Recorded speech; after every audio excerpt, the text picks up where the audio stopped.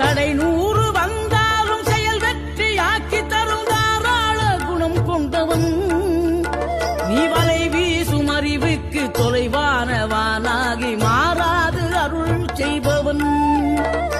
தீராத காதலோடு திருவடியை தொழுபவர்க்கு திரவியமே தருகின்றவன். நீதாராள உள்ளமோடு தவக்கோலம் கொண்டு பெறும் தார்மீக பொருள் தந்தவன். தார்மீக பொருள் தந்தவன்.